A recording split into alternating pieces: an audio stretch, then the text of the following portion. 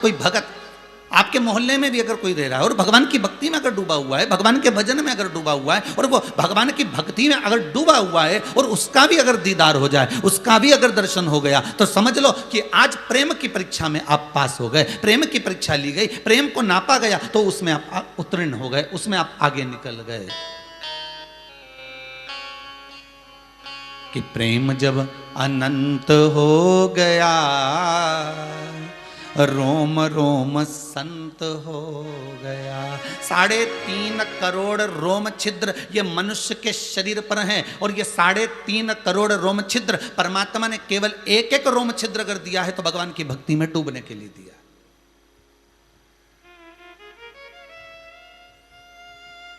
पहले भी कथा कही, आज फिर पुनः याद आई वो कथा। भगवान कृष्ण द्रौपदी के यहां जा रहे हैं और सत्यभामा जी ने रुक्मणी जी से पूछा कहां जा रहे हैं स्वामी? तो रुक्मणी जी ने स्वयं भगवान कृष्ण से पूछा, नाथ आज कहां जाने की तैयारी हो गई आपकी? बस मैं द्रौपदी के यहां जा रहा हूं। द्रौपदी क्या? हाँ,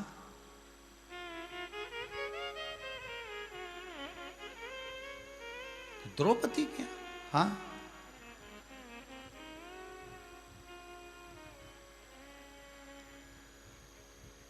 ओ,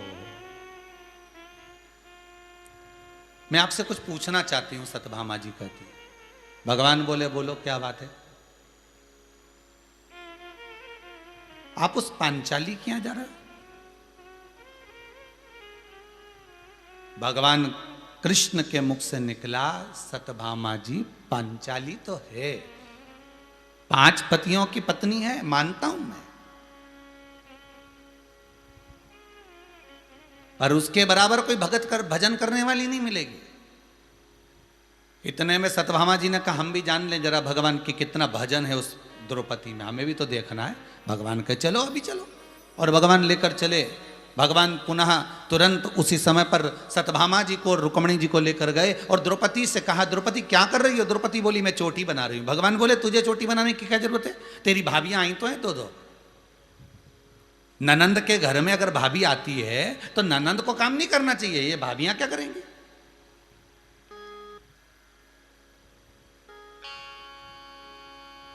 अगर ननंद के घर में तुम गए हो और ननंद तुम्हारी चाय बनाकर पिलाए तो भाभियों को धिक्कार है।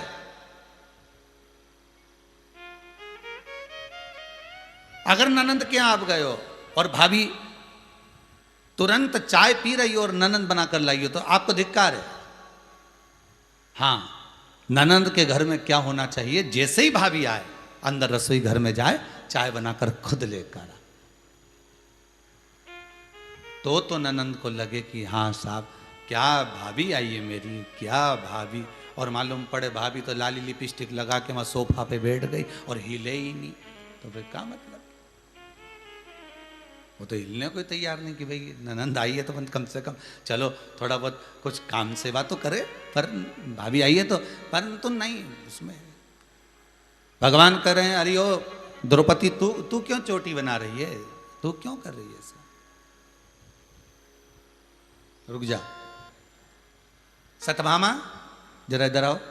हाँ प्रभु। जाकर द्रौपदी के सिर में तेल लगाओ।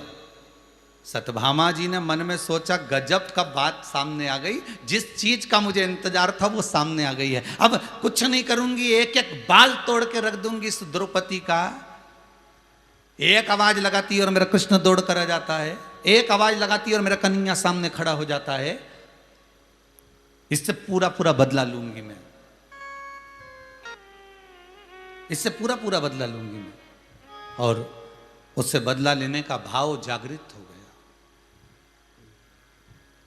एक बात आपको पहले भी कही, इससे पहले की कथा, जहां पर बदले की भावना आ जाए समझ लेना वहां कंपटीशन चल रहा है, और कंपटीशन में कभी परमात्मा अपना नहीं हो सकता।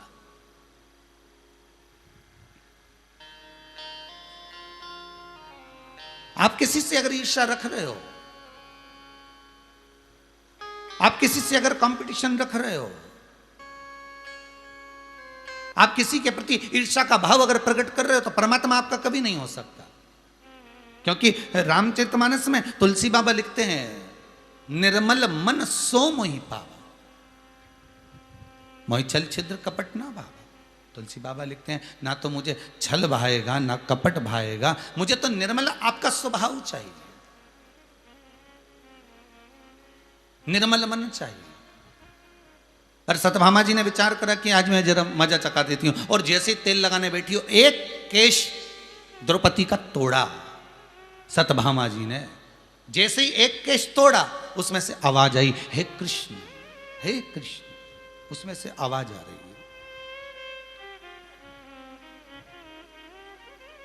फिर दूसरा केस तोड़ा, और दूसरा केस तोड़ा तो उसमें से फिर आवाज आई, हे कृष्ण। फिर आवाज आई। सत्यभामा जी को समझ में नहीं आया, आखिर ये बार बार मैं बाल तोड़ती हूँ और केश तोड़ने पर उसमें से हे कृष्ण आवाज क्यों आती है। तो सत्यभामा जी ने रुक्मणी जी से पूछा, बात क्या है कि बाल में तोड़ती हूँ तो उसमें से हे कृष्ण की आवाज क्यों आती है, क्यों आती है। भगवान पीछे से आकर बोले, सत्यभामा तुम्हारे मन के भ्रम को मैं निकाल देता हूं। सत्यभामा बात इतनी सी है, पूरे संसार में पृथ्वी पर केवल एक द्रौपदी ऐसी है जो 3.5 करोड़ बार एक दिन में मेरा नाम लेती है। कितनी बार? जितने लोग टीवी के सामने बैठे हैं सब बोलो जम के, कितनी बार? 3.5 करोड़ बार द्रौपदी एक दिन में कृष्ण का नाम लेती है। और आप सब अंदाजा लगा कर बैठना कि आप दिन भर में कितनी बार भगवान का नाम ले रहे हो। सुबह उठते होगे, जब आलसी में कह देते हो हे राम, दिन में कहीं थक कर जाते होगे तो कह देते हो भगवान बहुत थक गया रे राम जी। रात्रि को सो रहे होगे तब नींद में कह दोगे, हे भगवान अच्छी नींद हुई, नींद ही नहीं आ रही राम जी, नींद आ जाए तो अच्छा। दिन भर में 5 बार, 10 बार, 11 बार, 25 बार, 50 बार, 100 बार, 1000 बार, इससे ज्यादा क्या नाम लोगे। पर 3.5 करोड़ बार अगर भगवान के नाम को कोई लेने वाली है तो वो द्रौपदी है। भगवान कहते हैं, सत्यभामा तुम पूछ रही थी रुक्मणी जी से कि कृष्ण भाग भाग कर द्रौपदी के यहां क्यों जाता है। उसका कारण केवल इतना सा है कि 3.5 करोड़ बार ये द्रौपदी एक दिन में भगवान का नाम ले लेती है। जो एक बार में 3.5 करोड़ बार मेरा नाम ले ले तो भगवान क्यों ना आएगा, भगवान क्यों ना पहुंचे।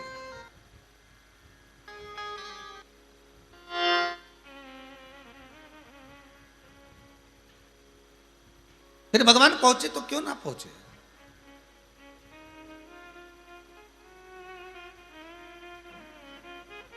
भगवान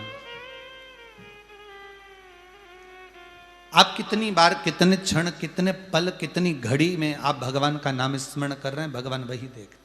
उसको चाहिए ही क्या, उसको चाहिए क्या? प्रेम, केवल स्नेह। तो बीपी, शुगर, ब्लड सबको नापने की मशीन आती है, पर प्रेम को नापने की मशीन नहीं होगी। और प्रेम नपता कब है? जब आप भगवान की सेवा कर रहे हो, अर्चना कर रहे हो, भजन कर रहे हो, कीर्तन कर रहे हो, नाम जाप कर रहे हो, नाम स्मरण कर रहे हो, दान पुण्य कर रहे हो, और कहीं आपके सम्मुख में कोई सदगुरु, कोई संत, कोई साधक, कोई उपासक, कोई भजनावली, कोई कीर्तनी, कोई आपके मोहल्ले में रहने वाला भी भजन करने वाला कभी अगर दीदार हो जाए, दर्शन हो जाए, कोई स्मरण करने वाला कभी मात्र मुखाग्र बिंद का दर्शन हो जाए, कोई संत, कोई साधक, कोई मस्तक पर तिलक लगाया हो, भगवान की भक्ति में कोई डूबा हुआ हो, भगवत नाम में कोई डूबा हुआ, मात्र उसका स्मरण हो जाने पर भी समझ लेना कि प्रेम की परीक्षा हुई, प्रेम की जांच हुई और भगवान सम्मुख में आ गए।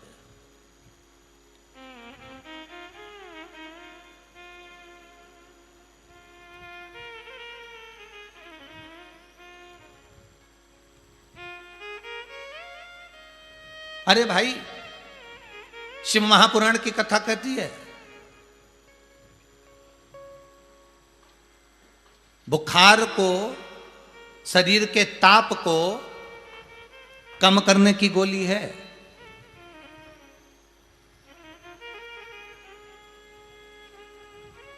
पर जिसके भीतर अहंकार भरा हो, जिसके भीतर गर्व भरा हो, जिसके भीतर अभिमान की गर्मी हो, अहंकार की अभिमत्ता हो, उसको कम करने की कोई गोली है क्या? अरे बोलो तो, उसको कम करने की कहीं टेबलेट मिले तो जरूर बताना। अहंकार को कम करना है हमको। जाके मेडिकल वाले से बोलना कल या आज ही शाम को प्रैक्टिकल करके देखो, तो मेडिकल वाले के यहाँ जाना और कहना साहब हमको वो बुखार की गोली नहीं चाहिए, हमको पेट दर्द की गोली नहीं चाहिए, हमको हाथ पैर दर्द की गोली नहीं चाहिए, तो साहब बुखार बहुत तेज चढ़ा है उसको कम करने की दवा नहीं चाहिए, हमें तो एक गोली लिख दो साहब, एक गोली चाहिए। तो वो मेडिकल वाला पूछेगा इतनी देर से बहस कर रहा है, ये बता गोली कौन सी चाहिए? तो कहना बस साहब मेरे भीतर अहंकार बहुत आ गया, उसको कम करने की गोली दे दो। तो वो कहेगा पागल हो गया है क्या? यहां अहंकार को कम करने की गोली हमारे यहां मिलेगी क्या? तो फिर मेडिकल वाले से बोलना तेरे यहां बुखार कम करने की गोली मिले, तेरे यहां शुगर कम करने की गोली मिले, तेरे यहां बीपी कम करने की गोली मिले, तेरे यहां हार्ट बीट बढ़ाने और घटाने की गोली मिले, तेरे यहां दृष्टि बढ़ाने और घटाने की गोली मिले, सारी दुनिया की गोली तेरे पास मिले, तो फिर अहंकार को घटाने की गोली क्यों नहीं मिले? तो वो मेडिकल वाला अगर समझदार होगा, मेडिकल वाला अगर चतुर होगा, तो हाथ जोड़कर कह देगा कि ये गोली तो केवल शंकर की कथा में, शिव महापुराण में और ये कुबेरेश्वर धाम में ही मिल सकती है। इसके सिवा ये अहंकार को कम करने की गोली केवल शंकर की कथा में मिलेगी, केवल शिव महापुराण में मिलेगी। और ये गर्व को घटाने की है, ये अभिमत्ता को घटाने की है, ये अहंकार को छुड़ाने की ये गोली है शिव महापुराण। ये एक गोली प्रतिदिन अगर आप शंकर की कथा को सुन रहे हो, आपके ऊपर तो वैसे ही भगवान शंकर की बड़ी कृपा हुई, एक कथा पूरी हुई, 2-3 दिन बाद ये कथा चालू हो गई, ये शंकर की कृपा नहीं तो और क्या? अरे कितनी बड़ी दया करी है भोलेनाथ जी ने इस कोरोना महामारी में। पहले तो आपको घर में से निकलकर लोग अनाउंस करते थे इतनी तारीख से इतनी तारीख तक कथा है, वहाँ टेंट लगेगा और वहाँ जाके कथा सुनो। पर आप लोगों को तो खुशी होना चाहिए, प्रसन्नता होना चाहिए, एक आनंद की अनुभूति होना चाहिए कि भगवान शिव ने कितनी बड़ी कृपा आप अपन सब पर करी है कि कहीं नहीं जाना, घर के अंदर रहो, टीवी खोल लो, थोड़ी सी वॉल्यूम टीवी का बढ़ा लो और कथा सुनो। वॉल्यूम बढ़ाने का क्यों कहते हैं? उसका कारण केवल इतना है कि कोरोना महामारी में ये 100 लहर गई, इस महामारी में ना जाने कितने जवान की जवान चले गए, कितने घर उजड़ गए, ना जाने कितने लोग मरते हुए चले गए। महाराज उनके मन में बहुत सारी आसक्तियां थी, उनके मन में बहुत कुछ करने की तमन्ना थी, उनके मन में बहुत कुछ कराने की तमन्ना थी, पर वो कुछ भी ना कर सके और अचानक वो कोरोना महामारी में पड़ गए और चले गए। इसलिए टीवी की ये वॉल्यूम बढ़ाने का कहते हैं कि ये शिव महापुराण की कथा अधोगति में मरने वाले को तार देती है। ये शिव महापुराण की कथा जो अधोगति में मर गया, बहुत सारी तमन्ना लेकर, बहुत सारी आसक्ति लेकर, बहुत सारे चिदानंद वृत्ति लेकर चला गया, उसको तारने के लिए। आपकी टीवी की आवाज थोड़ी सी अगर बढ़ा भी दोगे, मोहल्ले में आसपास जहां भी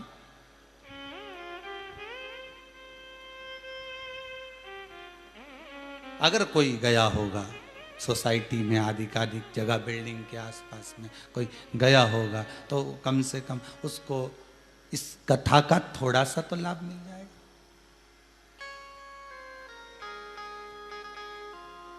थोड़ा सा लाभ।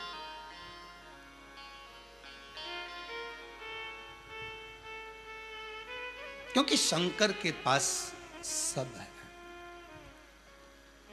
शिव के पास महाराज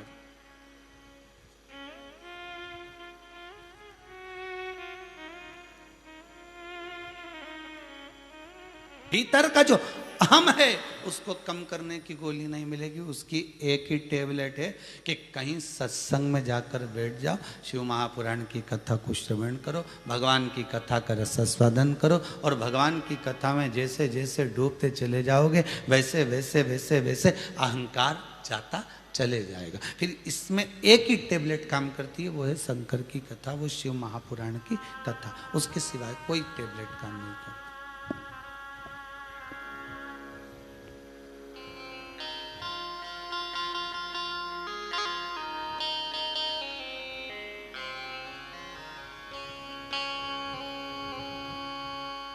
कई बार ऐसा होता है, कई बार कि भगवान के करीब होने के बाद भी हम भगवान के करीब नहीं रह पाते।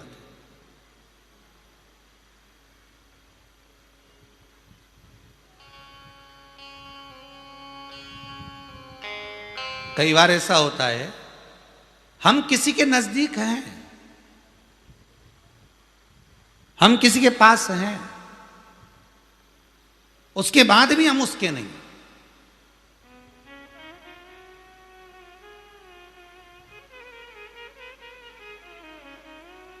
हम 24 घंटा कथा में बैठते हैं, महाराज जी हम तो इतनी कथा सुनते हैं, इतनी कथा श्रवण करते हैं, इतनी कथा श्रवण करते हैं, इसके बाद भी भगवान ना मिले तो समझ लेना कि आप कथा में हो, आप वहाँ पर विराजमान हो, आप हो वहाँ पर ये पक्का है कि आप तो हो, परंतु आपका जो चित्त है, आपकी जो वृत्ति है, आपका जो मन है, आपकी जो एकाग्रता है, आपके जो विचार है, आपकी जो दृष्टि, आपकी जो सोच है, वो वहाँ नहीं है, वो वहाँ पर नहीं है।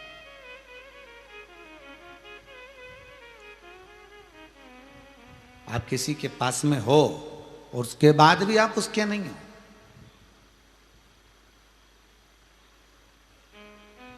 एक कथा आती है, बड़ा सुंदर चरित्र था। एक बार भगवान राम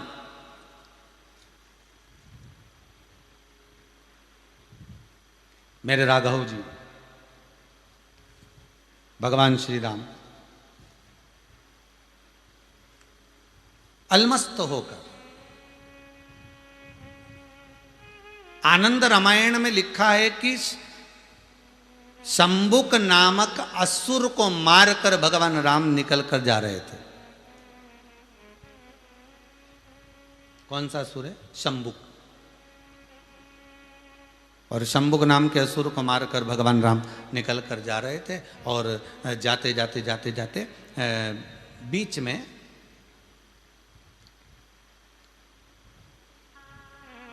एक स्थान ऐसा आया जहां पर श्री अगस्त बाबा विराजमान थे। तो शंबुक नाम के राक्षस को मारकर जब जा रहे थे और अगस्त ऋषि वहां पर सामने जो दिखाई दिए, तो राम जी ने, राघव जी ने उनको प्रणाम करा, नमन करा, क्योंकि सामने गुरुवर है तो गुरु को तो प्रणाम करना ही चाहिए। शिव महापुराण की कथा कहती है, साधु सन्यासी तपस्वी साधक उपासक संत महात्मा ब्राह्मण, छोटा हो बड़ा हो जैसा भी हो, उसको नमन करने में पीछे मत हटना। उसके आदर में, उसके सत्कार में कोई कमी मत छोड़ो।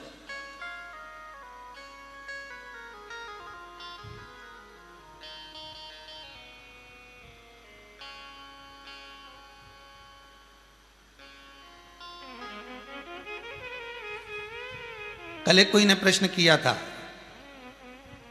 भवानी मंडी से कोई का प्रश्न था ऑफिस में, कि गुरुजी से पूछ के बताना कि भगवान ऐसा काम क्यों करते हैं। तो आशीष ने लिख कर भेजा, कौन सा काम? कि भगवान को अगर आशीर्वाद देना है, वर देना है, तो भगवान देख कर देना कि ये भगवान का भजन करने वाला है, ये कीर्तन करने वाला है, ये नाम जाप करने वाला है, ये भगत है, ये किसी का अहित नहीं करेगा, इसको भगवान वर दे दे। पर ये राक्षस, भगवान को दिख रहा है कि ये असुर है, राक्षस है, इसके बाद भी भगवान इसको आशीर्वाद क्यों देता है? भगवान को नजर आ रहा है ना, भगवान तो सब जानता है कि ये देवता है कि असुर है, राक्षस है कि कौन है, भगवान तो सब जानता है। तो फिर भगवान इसको ऐसा वर क्यों देता है? भगवान इसको ऐसा वर क्यों प्रदान कर देता? अरे भैया सीधी सीधी बात है, सुन लो भाई, जहां से भी प्रश्न था भवानी मंडी वाले, अच्छे से सुन लो। कोई संत का चोला पहन कर आ गया, कोई साधु का चोला पहन कर आ गया, अब तुम्हें क्या मालूम कि ये मदिरापान करता है? तुम्हें क्या मालूम कि ये जुआ खेलता है? तुम्हें क्या मालूम कि ये वेश्यावृत्ति करता है? तुम्हें क्या मालूम कि ये गलत काम में डूबा रहता है? और तुम्हारे दरवाजे पर आया और आकर का भिक्षाम देही, भैया 2 रुपए दे दो, 5 रुपए दे दो, भैया भूख लगी है, भोजन दे दो। अब तुम्हें तो संत का चोला नजर आ रहा है, तुम्हें तो माथे का तिलक नजर आ रहा है, तुम्हें तो वो जो बाल बड़े हैं वो नजर आ रहा है, तुम्हें तो उसका चोला नजर आ रहा है। अब तुम उसको पैसा दोगे कि नहीं दोगे? दानी कभी ये नहीं देखता कि इसको दूं कि नहीं दूं, दानी जो दान करने वाला होता है वो उसको देना पड़ता। अब उसको क्या मालूम कि ये मदिरापान में लगाएगा, कि वेश्यावृत्ति में लगाएगा, कि ये जुए में लगाएगा, कि ये मांसाहार में लगाएगा? उसने तो दे दिया कि ले जाओ। उसी तरह भगवान के दरवाजे पर भक्त अगर आता है तो भगवान के दरवाजे पर असुर भी आता है।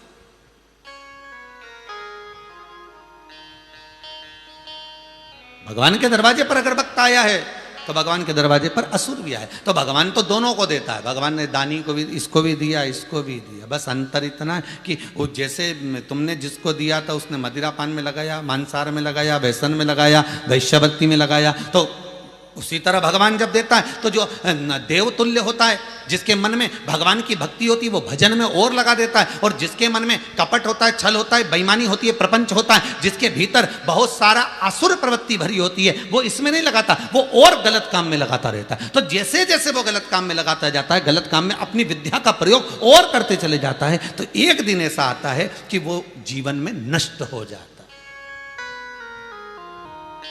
तो जिसने ये प्रश्न किया कि भगवान क्यों देता है, तो भगवान तो दानी है साहब, उसके पास में जो जाएगा भगवान तो उसको देगा।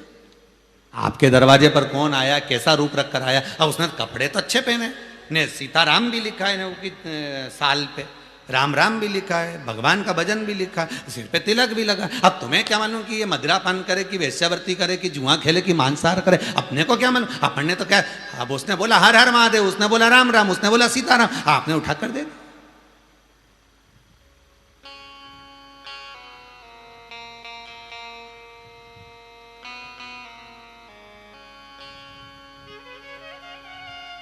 भगवान दानी है, वो दे देता है।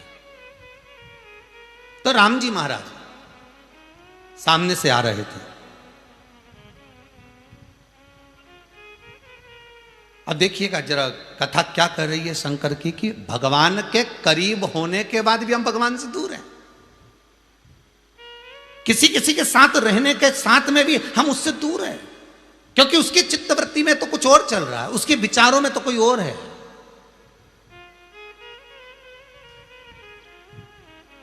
मंदिर जाने के बाद भी हम भगवान के नहीं हो पाते।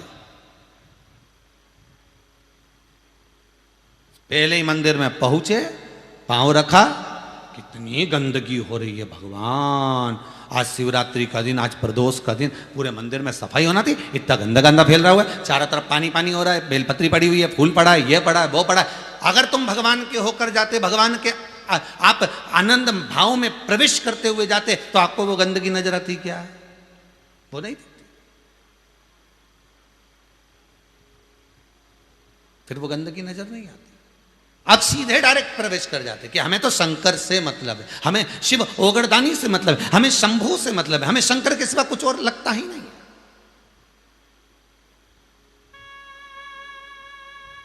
शंभू शरणे पड़ी मांगू घड़ी रे घड़ी दुख काटो, दया करी ने दर्शन आपो। भगवान की भक्ति में वो डूबा हुआ है, उसको उसके चित्तवृत्ति में कुछ और नहीं है।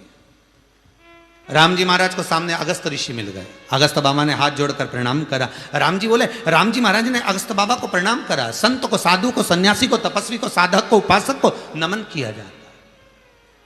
मेरे राघव जी ने नमन किया। अगस्त ऋषि ने देखा, कहां से आ रहे हो? राघव जी बोले, एक शंभुक नाम का असुर था, उसका संहार कर आ रहा हूं। ठीक है, आओ राघव मेरे साथ चलो। अगस्त बाबा अपने सुंदर कुटिया में राम जी को ले गए, और अगस्त ऋषि ने राम जी बाबा को कुटिया में ले जाकर बिठाकर कहा, आज मेरा मन करता है कि मैं आपको कुछ दूं, आज मेरा मन कर रहा है कि मैं आपको कुछ दूं। आनंद रामायण में लिखा है कि जिस शंभुक नाम के असुर को राम जी मार कर आए थे, ये वो शंभुक नाम का असुर था जो कहीं शंकर के मंदिर का निर्माण होता था तो उस मंदिर को उठाकर पलट देता था, शिखर जमीन के अंदर और मंदिर उल्टा।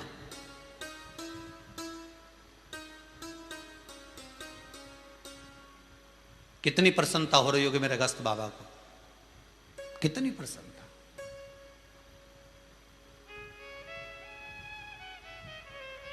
आज मेरा मन कर रहा है कि आपने जिस शंभुक नाम के असुर का संहार करा है, राक्षस को मारा है, तो मेरा मन करता है कि मैं आपको कुछ दूं। राम जी बोले बस प्रभु आशीर्वाद दे दीजिए, और क्या चाहिए भाई, गुरुजन का चाहिए क्या अपने को? सदगुरु मिल जाए, संत मिल जाए, साधु मिल जाए, असली गुरु अगर आपके सामने मिल जाए, असली गुरु,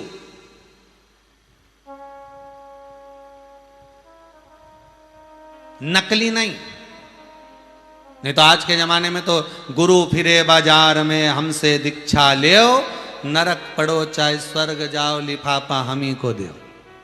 नहीं तो आज के ज़माने में गुरु भी ढेर सारे कि भाई माल हमें दे दो, बाकी का तुम जहाँ जाओ हमें कोई फर्क नहीं पड़ता, तुम भजो ना भजो, राम भजो ना भजो, कृष्ण भजो ना भजो, शिव भजो ना भजो। अभी अभी गुरु पूर्णिमा आने वाली है, और गुरु पूर्णिमा आने वाली तो पूरे नगर नगर में बड़े बड़े बैनर लग जाएंगे, जगह जगह पे सूचना चलेगी, व्हाट्सएपों पे न्यूज़ आएंगी कि गुरु मंत्र दिया जाएगा, गुरु मंत्र, और लोग गुरु मंत्र लेने के लिए जाएंगे। पर ये नहीं सोचेंगे कि हमें गुरु मंत्र किस गुरु से लेना है, कौन तार सकता है, कौन शंकर से मिला सकता है, कौन राम से मिला सकता है, कौन कृष्ण से मिला सकता है।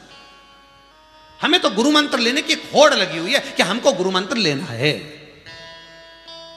अरे पानी पियो छान गुरु करो जान, 50 बार विचार करो तब मन में आ जाए कि यह गुरु करने लायक है, तब गुरु मंत्र लो। नहीं तो 50 बार कोई कुछ भी कहे कि तुम गुरु मंत्र लो, बिल्कुल मत लो।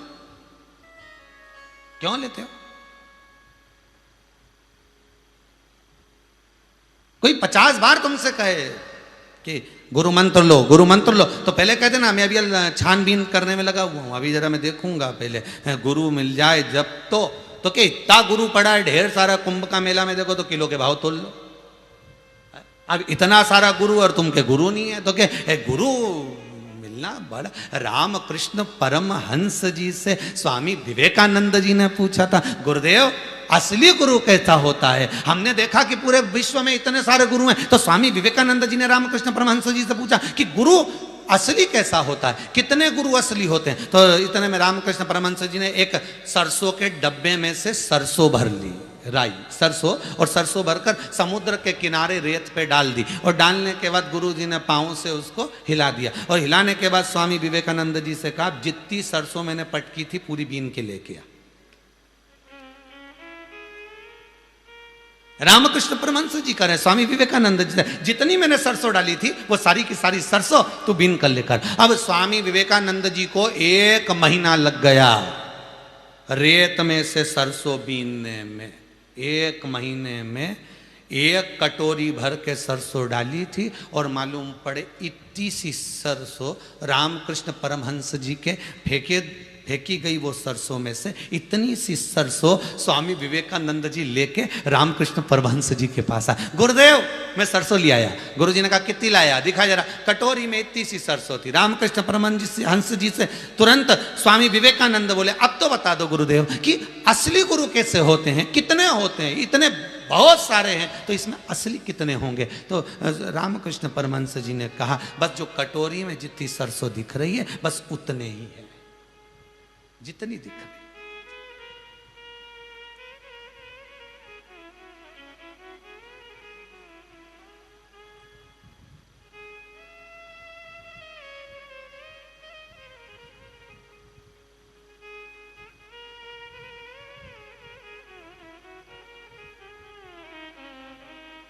पतंग उड़े आकाश माने, डोर थारा हाथ मां,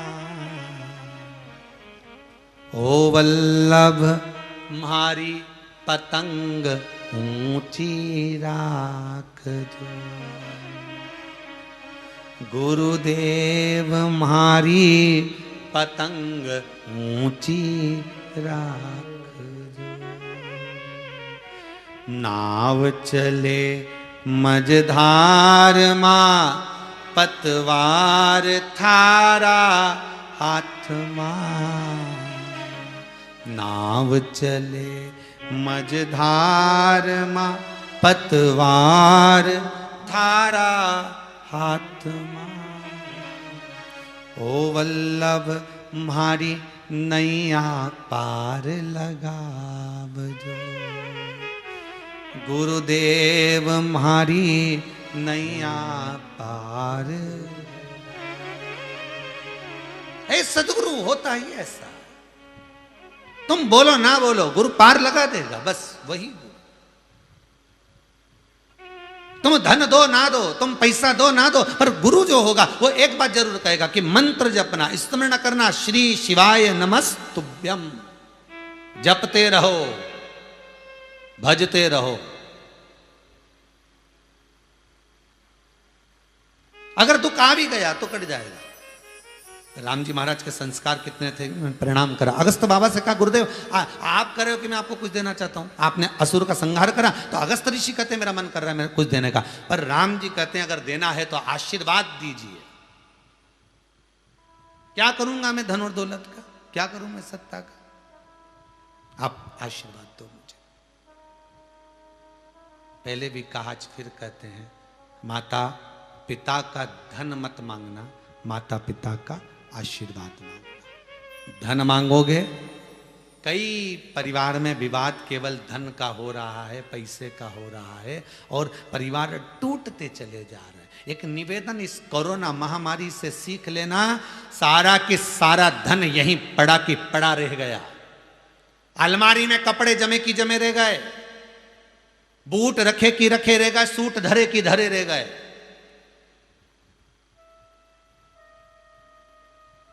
साल भर का अनाज पड़ा की पड़ा रह गया और व्यक्ति चले गए। कोर्ट में झगड़ा चल रहा था, वो आज तक चल रहा है। वो तो चला गया जिसके साथ चल रहा था। कोर्ट में झगड़ा चल रहा था, वो आज तक चल रहा है। अब तुम लड़ लड़कर मर गए, बच्चे तैयार हो रहे हैं लड़ने के लिए, हम जाएंगे। इतना इतना बच्चों को कहकर गए हो कि मैंने लड़ाई करी है, इस जायदाद के लिए मैंने लड़ाई करी, इस प्रॉपर्टी के लिए, इस मकान के लिए, इस जमीन के लिए, एक बीते के लिए मैं झगड़ा कर रहा हूं। और याद रखना, ये तुम्हें लेना है, ये तुम्हें धारण करना है, ये तुम्हें ग्रहण करना है। चले गया जाने वाला और छोड़ गया औलाद को। अब औलाद झगड़ा कर रही है।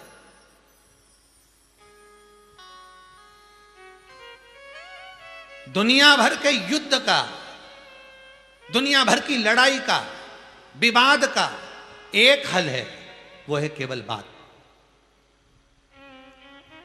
अगर दो लोगों में मनमुटाव चल रहा है, कई माताएं यहाँ आती हैं, कई बहुएं आती हैं, गुरुजी हमारा पति से हमारा बहुत झगड़ा चल रहा है, अब ऐसी स्थिति आ गई कि तलाक की नौबत आ गई। कई लड़का ये कहते हैं हमारा अदालत में केस चल रहा है, अब तलाक की बात आ गई। तो हम उनसे कहते हैं एक बात करो, तुम्हारी उससे बात होती है? नहीं, हमारी तो 5 साल से बात बंद है, हमारी 3 साल से बात बंद है, हमारी 4 साल से बात है। हमारा एक ही कहना है, हर बात का एक हल है, बात।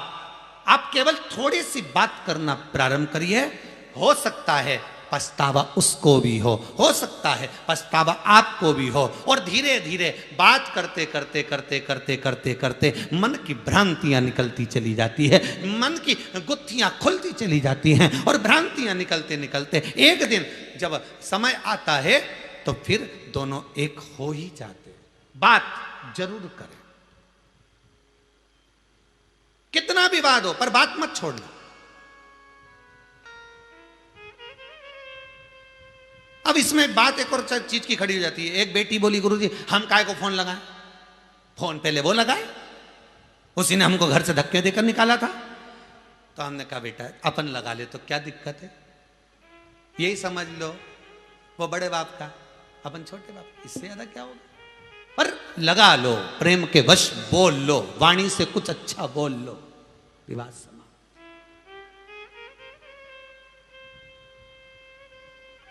ये बोलने से ही तो भगवान मिल गया नरसिंह मेहता को। नरसिंह जी को एक बार गुस्सा आ गया और नरसिंह मेहता को गुस्सा आया, और नरसिंह मेहता मंदिर में सांवरिया के बैठ के तुरंत जो बोलना चालू करा कि कर्मा कहीं थारी नानी लागे मीरा बाई, कहीं मौसी जी। कर्मा तेरी नानी लगती थी, मीरा तेरी मौसी लगती थी, नामदेव तेरे क्या मौसा काका लगते थे, और हम तेरे क्या दुश्मन लगते। भगवान जो सुने तो भगवान प्रसन्न होकर नरसिंह जी के सामने प्रकट हो गए, मांग तुझे क्या चाहिए। नरसिंह जी बोले मांगना मांगना क्या, 56 करोड़ का मायरा बरवाना, और क्या करना, मांगने की बात ही क्या। ये तेरे रिश्तेदार लगते थे और हम, बात ही तो हुई ना, केवल बोलना ही तो हुआ, परमात्मा को रिझाना ही तो हुआ, इसमें कुछ और तो था ही नहीं, केवल वाणी से बोला है, केवल वाणी से। कि अगर भोले बाबा का सहारा न होता तो दुनिया में कोई हमारा ना हो। बस दिल से कहो उसको। राम जी महाराज ने कहा प्रभु मुझे कुछ चाहिए नहीं है। अगस्त ऋषि बोले नहीं नहीं नहीं, मेरे पास में एक बहुत सुंदर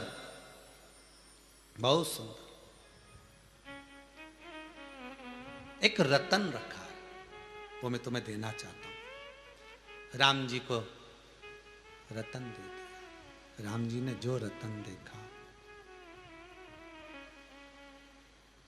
राम जी ने जो रतन देखा, रतन देखकर मेरे राघव जी बोले इतना सुंदर रतन अगस्त ऋषि के पास में है, तो ये राम जी बोले ये सुंदर रतन आपके पास में जो है ये आपका तो नहीं हो सकता, इतना सुंदर रतन है ये।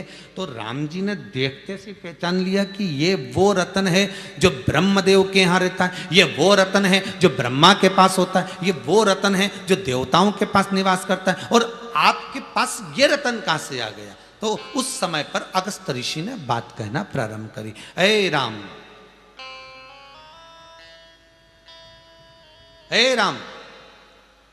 सुनो, एक बार मैं तप करने के लिए गया, साधना करने के लिए गया, एक सरोवर के पास में, एक कुंड के पास में एक बार मैं तप साधना करने के लिए गया, और वहां एकांत में मैंने देखा कोई पशु नहीं, कोई पक्षी नहीं, कोई जीव नहीं, कोई बीमा विद्यमान नहीं था, वहां कोई विराजमान नहीं था, और मैं तप करने के लिए बैठा ही था, और मैंने बस नेत्र बंद करने ही वाला था।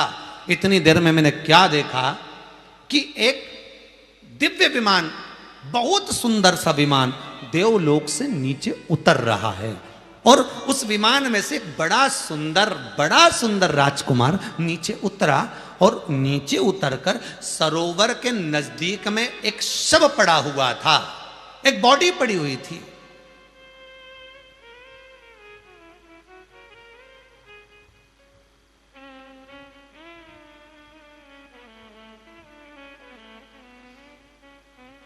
सरोवर के नजदीक में एक बॉडी पड़ी, एक शव पड़ा, और उस मैंने क्या देखा कि वो राजकुमार जो नीचे उतरा वो शव के पास में गया, और उस शव को वो नोच नोच कर खा रहा था।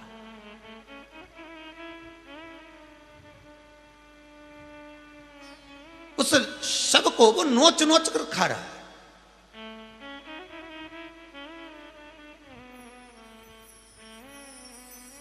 अगस्त ऋषि कहते हैं थोड़ी देर बाद वो विमान में बैठा, मेरे सामने उड़कर चले गए। दूसरे दिन वो फिर आ गया, उसने फिर उस शव को खाया, वो फिर चले गए। इतना सुंदर विमान था, देवलोक से आता था, देवता जैसे कपड़े पहना था, सुंदर इतना था। वो राजकुमार आता, शव खाता, चले जाता। मेरा मन, मेरी बुद्धि, मेरे चित्त में प्रश्न अड़ गया कि मैं पूछूं इससे। अगस्त ऋषि राम जी से कहते हैं मैं उसके पास में गया, जब वो आया वापस खाने के लिए तो मैं उसके पास जाकर पूछा आखिर बात क्या है। तुम सुंदर विमान में बैठकर आते हो, देवलोक से आते हो, बड़े सुंदर कपड़े पहने रहते हो, बड़ा सुंदर आभूषण पहने रहते हो, राजकुमार जैसे दिखते हो, आखिर तुम ये नीचे आकर तुम इस शव का मांस क्यों पाते हो, किस लिए। वो राजकुमार मुझसे कहता है मैं विदर्भ देश के राजा का पुत्र श्वेत हूं।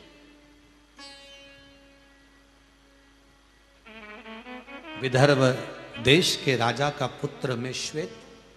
मैंने बहुत तप साधना करी थी, बहुत तप साधना, और तप साधना का बल ये रहा कि मुझे राजा जैसा स्वरूप मिल गया, कपड़े मिल गए, विमान मिल गया, सोने की थाली में भोजन मिल गया, ब्रह्मा जी के स्थान के पास में मेरा निवास हो गया, मैं ब्रह्मलोक में निवास करने लगा। इतनी मेरी तप साधना पूर्ण हो चुकी थी, इतनी मेरी तप साधना आनंदित हो चुकी थी।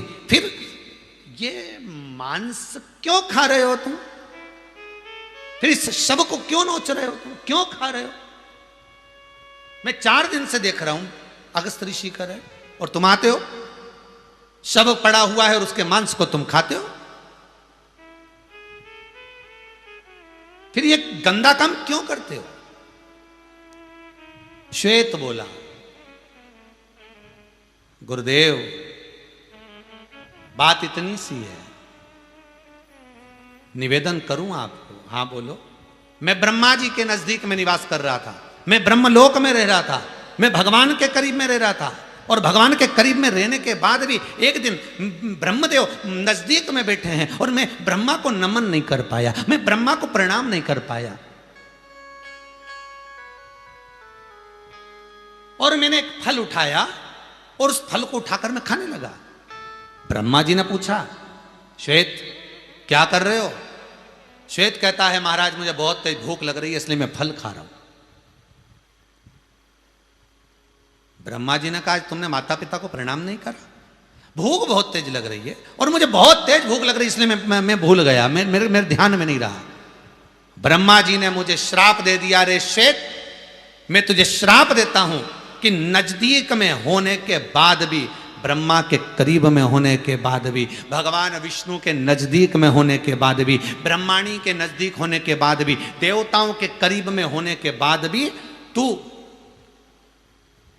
उनसे वंचित रहा, इसलिए मृत्यु लोक में जाकर तू अपना ही शव खाएगा, स्वयं का। श्वेत ने कहा, प्रभु क्षमा कर दो, गलती हो गई। बहुत ध्यान देना महाराज,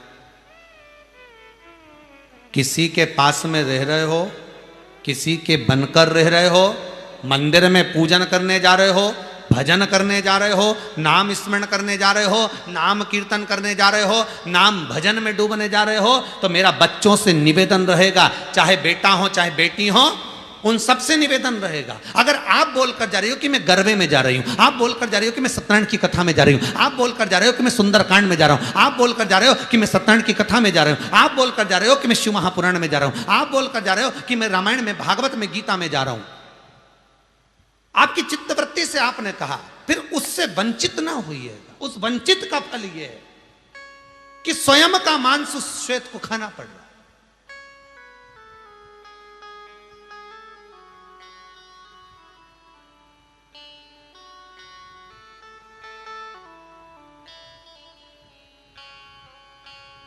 स्वयं का मांस वो श्वेत खा रहा है। अगस्त ऋषि ने पूछा, तो फिर तुम रोज ऐसे ही करोगे? श्वेत ने कहा, नहीं, ब्रह्मा जी से मैंने वर मांगा था, ब्रह्मदेव मुझे आशीर्वाद दीजिए, मैं कितने समय तक ऐसा करूंगा, आप मुझे कुछ तो वर दो। तब मेरे ब्रह्मदेव ने वर दिया था, जिस दिन तू किसी चीज का दान कर देगा उस दिन तू इस सारे प्रपंच से छूट जाएगा। इसलिए अगस्त ऋषि, मैं आपको रतन का दान देता हूं।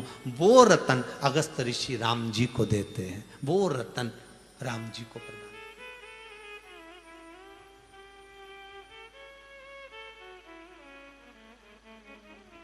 कई लोग कहते हैं, महाराज जी दान करने से होता क्या है? अरे शिव महापुराण की कथा, आनंद रामायण का यह संवाद जो अभी श्रवण करा आपने, यह आनंद रामायण का संवाद है। कभी जीवन में उतार कर देखना कि दान की महत्वता क्यों हमारे शास्त्र कहते हैं, क्यों हमारे पुराण कहते हैं, क्यों हमारे वेद कहते हैं,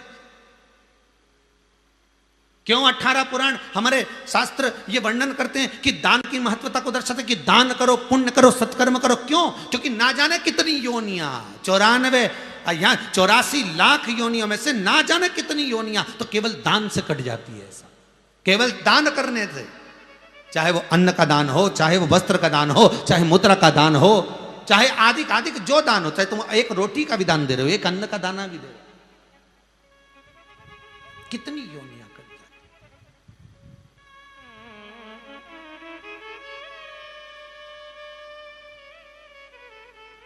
और एक दान करना आपको हमने शिव महापुराण में भी कहा, एक दान आप भी कर सकते हो प्रतिदिन, कि जिस शिव महापुराण की कथा को आप सुन रहे हो, अपने रिश्तेदारों को फोन कर कर कह सकते हो कि 2 बजे से 5 बजे तक शिव महापुराण की कथा आ रही है, कुबेरेश्वर धाम से, चितालिया हेमा से, सीहोर से। एक दान आप भी कर सकते हो, कह सकते हो सीहोर वाला महाराज कथा वाच रहा है, चलो कथा चालू करो, शिव महापुराण की कथा सुनना, ये दान है। आप एक लिंक दान कर सकते हो, लो ये कथा आ रही है, मैं भेज रहा हूं, सुनना, चल रही है 2 बजे से 5 बजे तक, आस्था चैनल पर चल रही है, फेसबुक यूट्यूब पर चल रही है, सुनो, ये भी दान है। किसी को सत्मार्ग बता देना, यह भी दान है।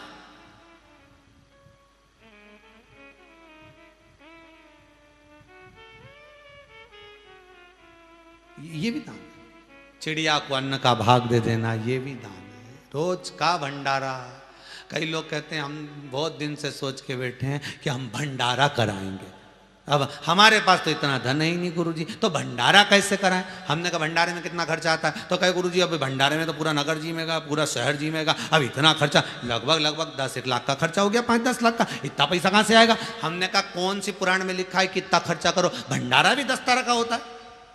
1 किलो गेहूं ले लो, बाजरा ले लो, ज्वार ले लो, मक्का ले लो, डाल दो छत के किनारे पर, कहीं पर रोड के किनारे पर जाकर, जब पक्षी खाएंगे ढेर सारे आकर, वो भी तो भंडारा है।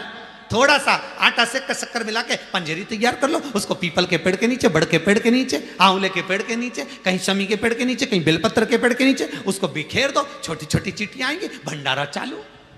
कोई जरूरी है कि मनुष्य को ही जिमाया जाए, कोई जरूरी है कि मानव को ही जिमाया जाए।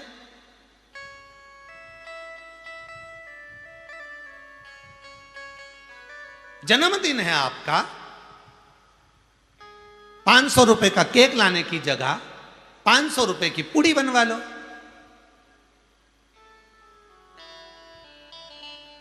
टुकड़े करो, चौराहे चौराहे पर ढेर सारे स्वान कुत्ते बैठे रहते हैं, उनको दो, ऐसे दौड़ कर आएंगे, जब वो खाएंगे पेट भराएगा। ये भी तो भंडारा है, ये भी तो भंडारा है। भंडारा केवल वो नहीं कि मनुष्य ही खाएगा तो भंडारा होगा।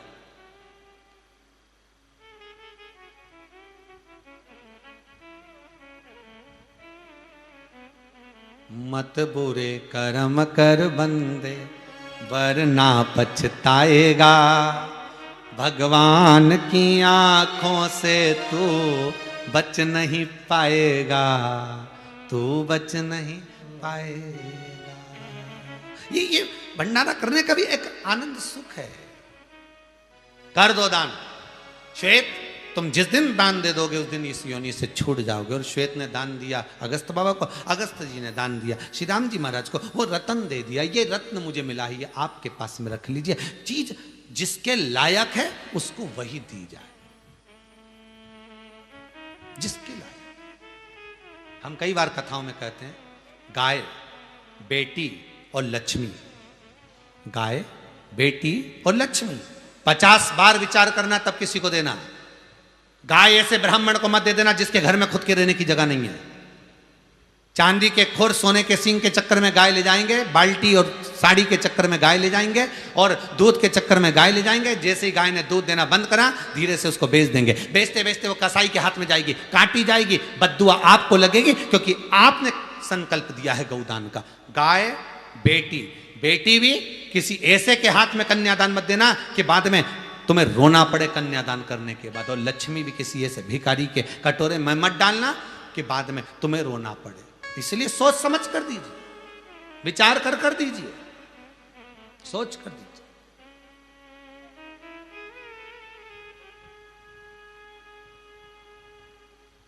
दान करो, पर जिस जगह पर जिसको जरूरत है वहां करो, मना नहीं।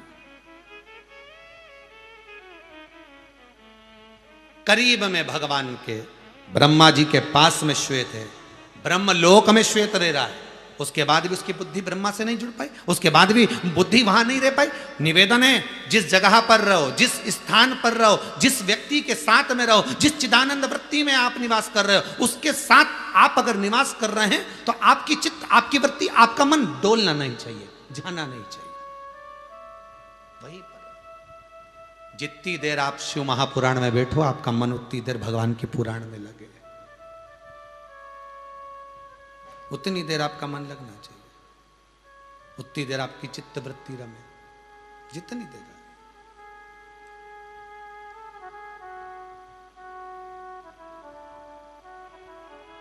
महाराज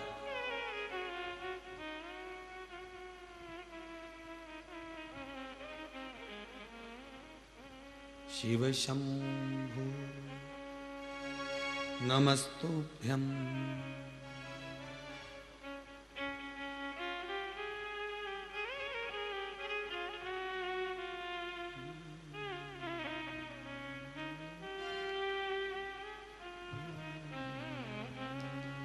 हे शिव शंभो नमस्तुभ्यं,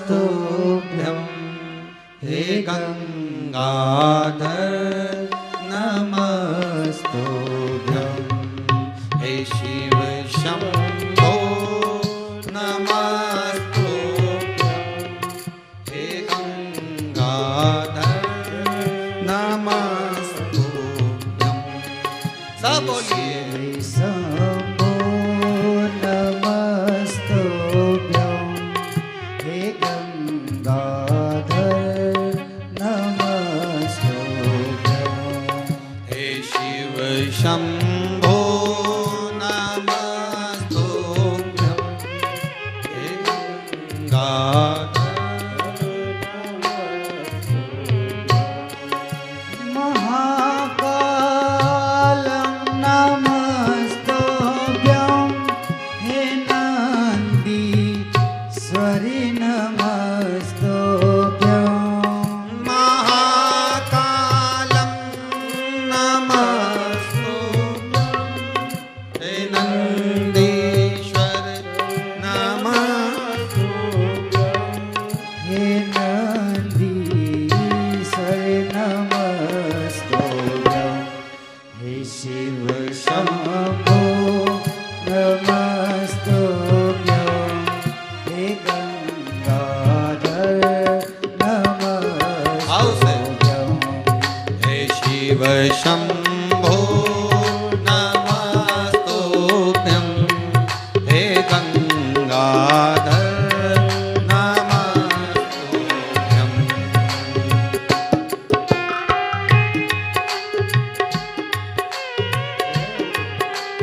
हर भोले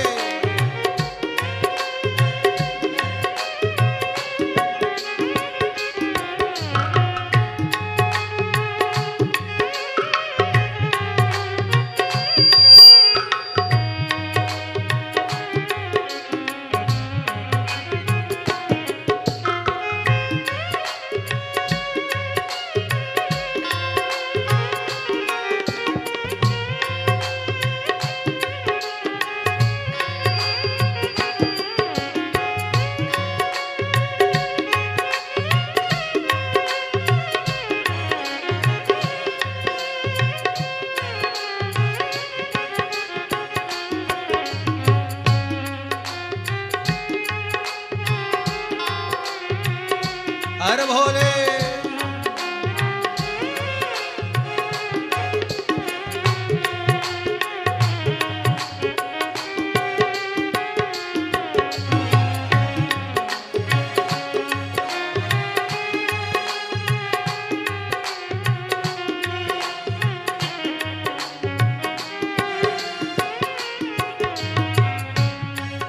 नमस्ते सूर्यप्रियाधारं, नमस्ते युगसृजनहारं,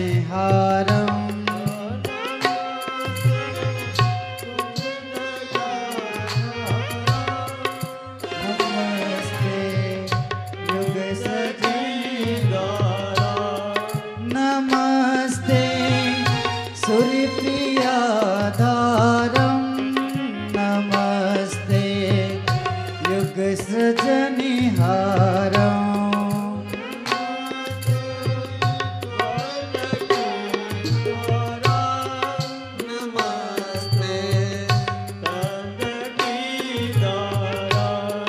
नमस्ते युगसृजनहारं, उमानाथं नमस्ते।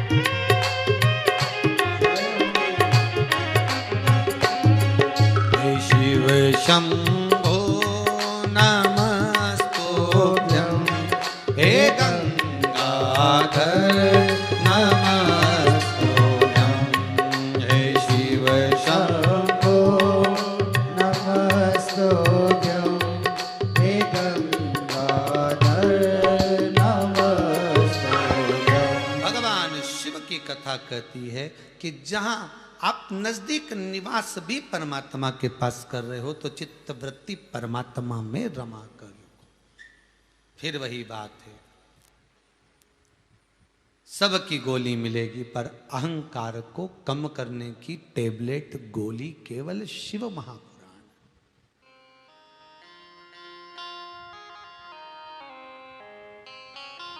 शंकर को पाने का सबसे सुंदर तरीका ही अपने अहंकार को त्याग देना, अपने अभिमान को छोड़ देना।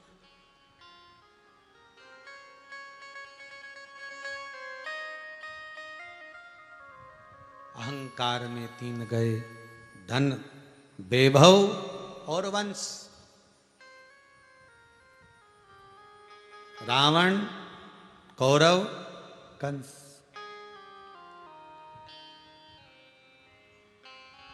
ये केवल अभिमत्ता में चले गए, केवल अहंकार में, केवल अभिमान में।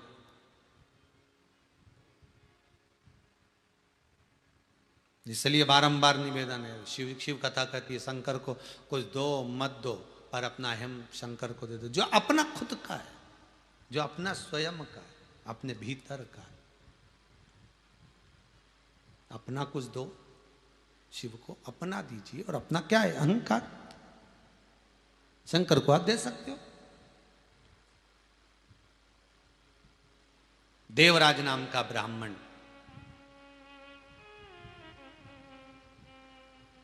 और वो देवराज ब्राह्मण कुल में जन्मा है, शिव महापुराण की कथा कहती है, पर ब्राह्मण कर्म से वंचित है।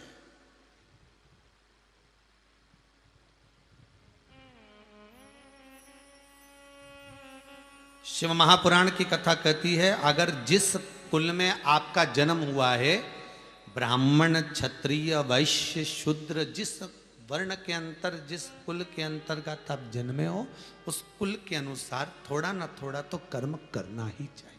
थोड़ा।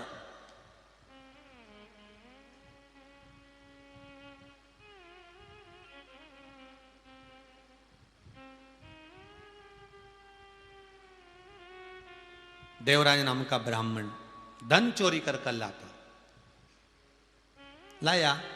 एक बार थोड़ा सा धन लेकर जा रहा था, शरीर में ताप पड़ गया, शिव मंदिर के अंदर जाकर बैठ गया। शंकर के मंदिर में बैठा, और बैठने के बाद उसको नहीं मालूम, वो तो छुपने के लिए गया था क्योंकि शरीर में ताप पड़ रहा था, बहुत ठंड लग रही थी।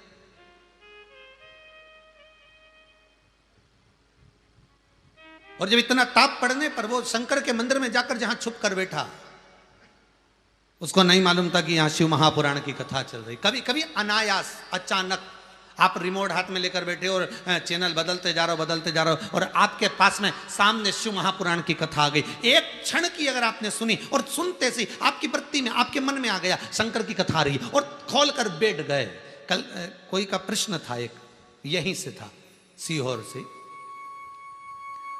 तो कोई ने प्रश्न किया था कि गुरुजी से पूछना है कि मान लो हम दुकान पर कथा सुने शिव महापुराण की टीवी पर, और ग्राहक आ जाते हैं, हम उनसे बात में लग जाते हैं, हम उनसे सामान का लेन देन में लग जाते हैं, तो ये बताएं, गुरुजी से पूछ के बताना कि हमको शिव महापुराण का पुण्य मिलेगा कि नहीं मिलेगा। तो भैया जब व्यापार कर रहे हो तो रुपया मिल रहा है, भले तुम, तो फिर पुण्य कहाँ जाएगा तुम्हारा? जो भी कर्म कर रहे हो उसका फल तो मिल रहा है ना। कितना सुंदर कहा है, गंगा बह रही है, निरंतर बह रही है, निरंतर, और गंगा के घाट पर आप बैठे हो। गंगा निरंतर बह रही है और गंगा के घाट पर आप बैठे हो। नहीं स्नान किया पर दर्शन तो किया। अगर मान लो स्नान नहीं भी किया तो दर्शन तो किया ना। और अगर मान लो अगर दर्शन ही हो गया, दर्शन ही सुख में प्राप्त हो गया, तो फिर क्या सोचना उसमें। बस अगर दुकान पर भी, टीवी पर अगर शिव महापुराण की कथा चल रही है, आपने चालू कर कर छोड़ दिया है, ग्राहक आ रहे हैं, सामान खरीद रहे हैं, आप उनमें लगे हो और सोचो कि मेरी कथा सुन नहीं पा रहा, थोड़ी सी सुनता हूँ, फिर ग्राहक आते, फिर थोड़ी सी सुनता, फिर ग्राहक आते, तो ये तो चलता रहता है। इसके अंतर्गत इसका पुण्य है, पुण्य है। और वो पुण्य कौन सा कि ग्राहक के कान में भी भगवान का भजन जा रहा है। आप मतलब स्वयं तो कर रहे हो, साथ में दूसरे को भी कर रहे हो। ये भी हमारे यहाँ शास्त्र में आता है। शिव महापुराण में इसका भी संवाद है महाराज। विद्येश्वर संहिता में ये भी संवाद आता है। एक बार एक श्रीमद सुबोधनी जी में वर्णन आता है। श्रीमद वल्लभाचार्य जी का सुंदर प्रसंग एक जगह पर श्रवण करा एक गुरु जी के मुख से। एक शिष्य ने गुरु जी से कहा, गुरुदेव क्या कोई पशु पक्षी भी मंत्र जाप करते हैं? गुरु जी बोलते करते हैं।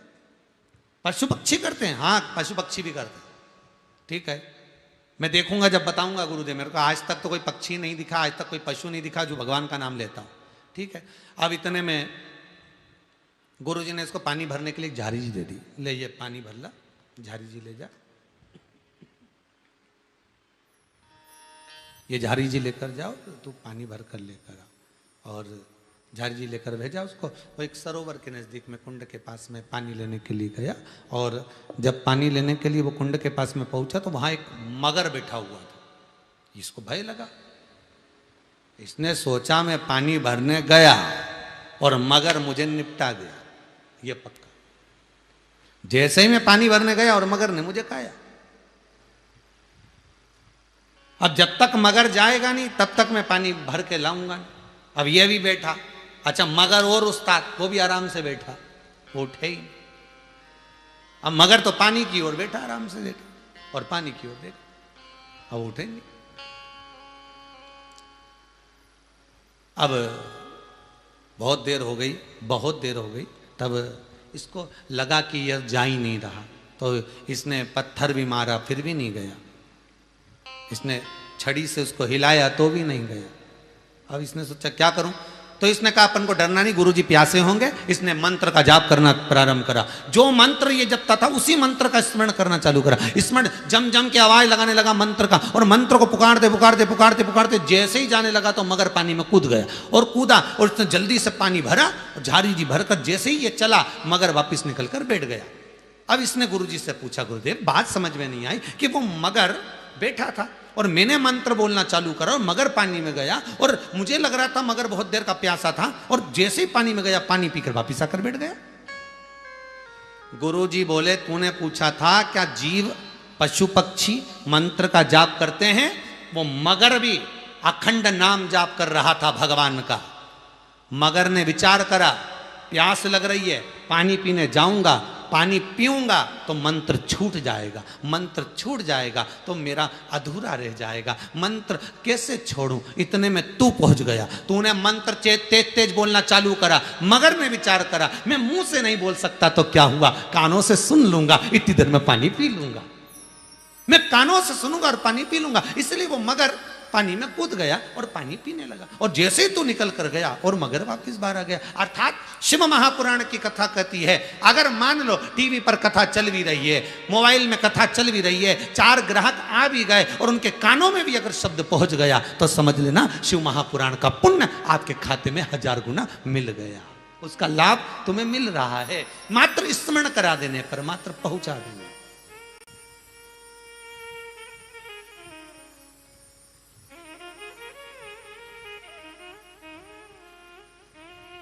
कौन होगा ऐसा दया? कौन होगा ऐसा कृपालु? विचार करिए, कौन? शंकर कथा करे। देवराज ने विचार करा, मैंने ब्राह्मण तत्व को त्याग दिया। मैं ब्राह्मण होकर मैंने कभी ब्राह्मण कर्म नहीं करा, मैंने गायत्री नहीं करी,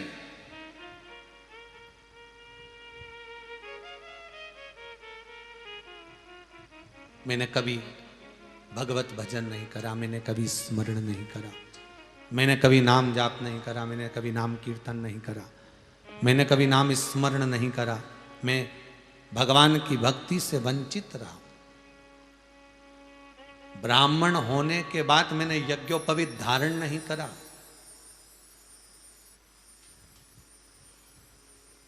ब्राह्मण होने के बाद में मैं भगवान की भक्ति से वंचित रहा। चोरी का धन लाया, मंदिर के अंदर पहुंचा और मंदिर में बैठकर शिव महापुराण की कथा देवराज के कानों में क्या पड़ गई। देवराज जैसे निकला, प्राण भी उसके छूटे तो बेलपत्री के वृक्ष के नीचे छूटे। बेलपत्री के वृक्ष के नीचे। आपको पहले भी कथा में कहा, कोई मरता है, उस मुर्दे को लेकर जाते हैं तो हिंदू धर्म में एक नियम है, मुर्दे को रास्ते में कहीं ना कहीं एक जगह विश्राम देते हैं।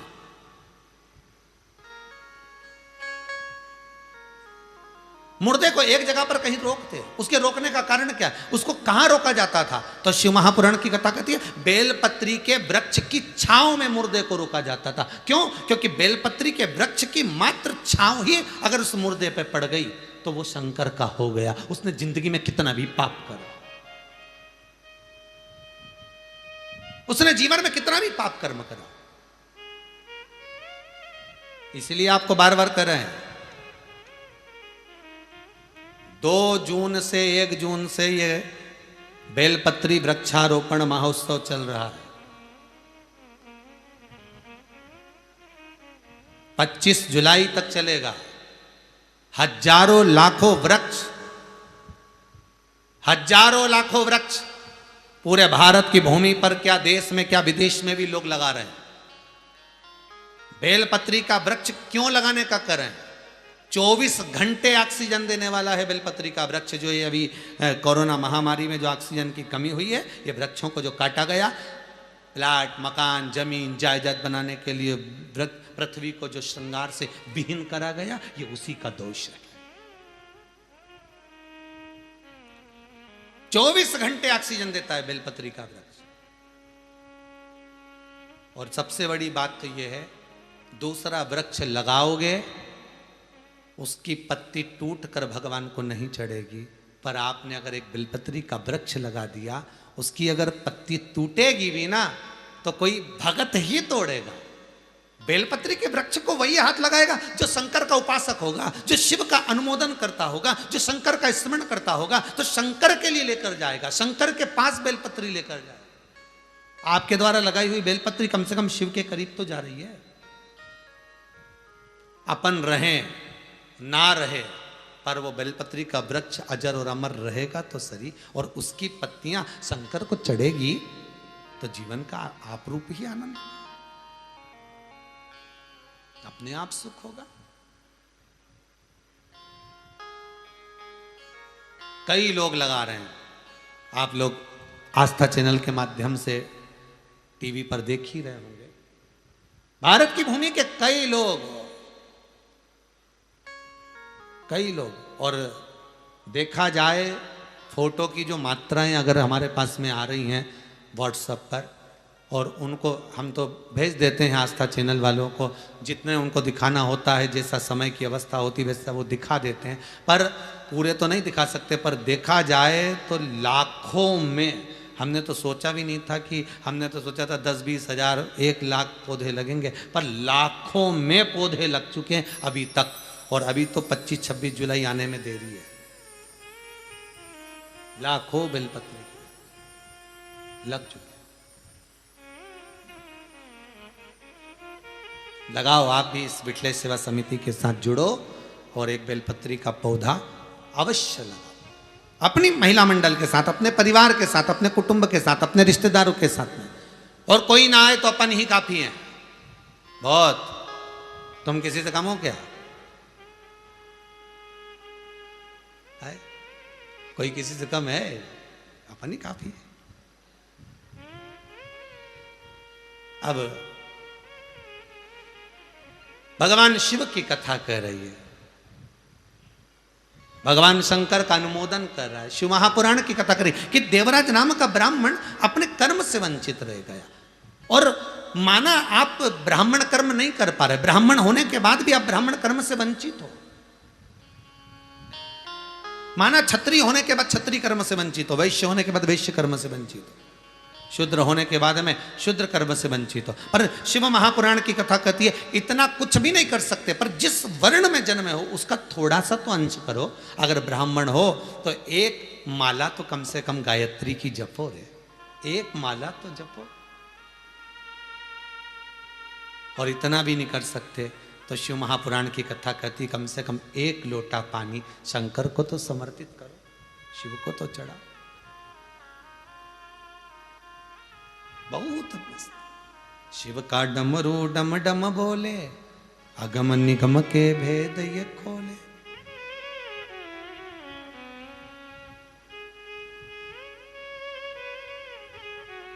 वो तो सहज शिव।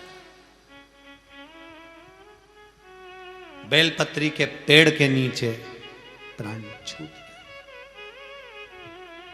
अब कथा क्या कर रही है कि बेलपत्री के वृक्ष के नीचे प्राण छूटे हैं। तो इसने चोरी करी, गलत काम किया, नरक मिलना चाहिए इसको, पर क्या मिल रहा है इसको? बेलपत्री के वृक्ष के नीचे जब प्राण छूटे तो मेरा शंकर नंदी को लेकर आया है। मेरा भूत भावन भूतेश्वर स्वयं नंदी लेकर पधारे। पार्वती जी ने पूछ लिया कहां जा रहे हो? शंकर भगवान बोले भगत के प्राण छूटे। पार्वती जी ने यमराज को बुलाया, जरा इधर आओ, जरा आओ, इधर इधर आओ। यमराज बोले बोलिए माता जी, प्राण किसके छूटे वो बता।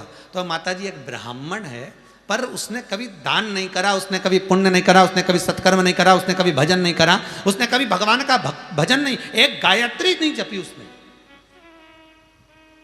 एक नाम जाप उसने नहीं करा, उसके प्राण छूटे। महापापी, महापापी।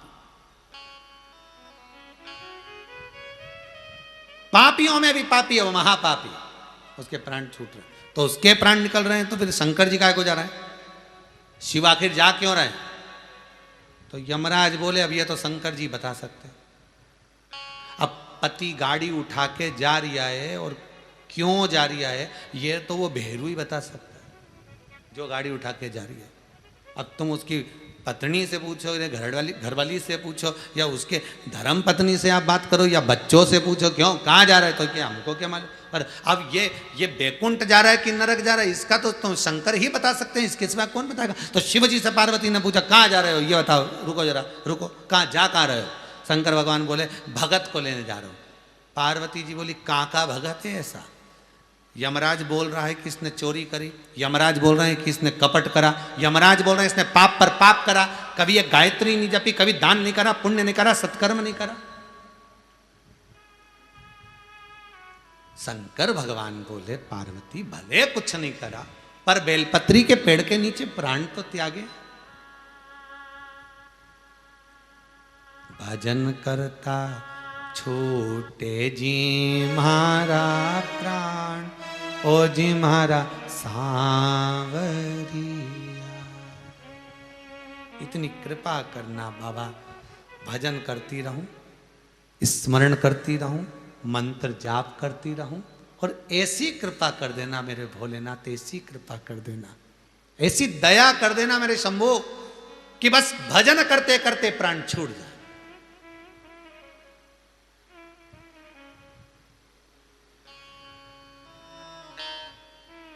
कितना दुख हुआ होगा ये कोरोना महामारी में, जितने लोग मरे ना, जितने भी लोग इस कोरोना महामारी में मरे उनका कभी स्मरण करना आपकी बुद्धि में, अभी 2-4 महीने पहले का, 2-3 महीने पहले का, 2 महीने पहले का स्मरण करना। कितना तड़फा होगा वो व्यक्ति अपने परिवार वालों से मिलने के लिए, जो आईसीयू में पड़ा हुआ है, जो वेंटिलेटर पर पड़ा हुआ है। कितना तड़फा होगा केवल परिवार से मिलने के लिए कि मैं जा रहा हूं, प्राण छूट रहे हैं उसके, घर गृहस्थी परिवार नाते रिश्ते सब पड़े की पड़े रह गए। कितना तड़फा होगा। छोटे बच्चे, पत्नी, माता पिता, भाई बंधु सखा उसकी आंखों के सामने होंगे और वो विचार कर रहा होगा गजब की बीमारी भेजी रे मेरे भोलेनाथ, गजब करा ये कोरोना महामारी को भेजकर कि एक व्यक्ति को, परिवार का व्यक्ति गोली दवाई तक नहीं दे पा रहा।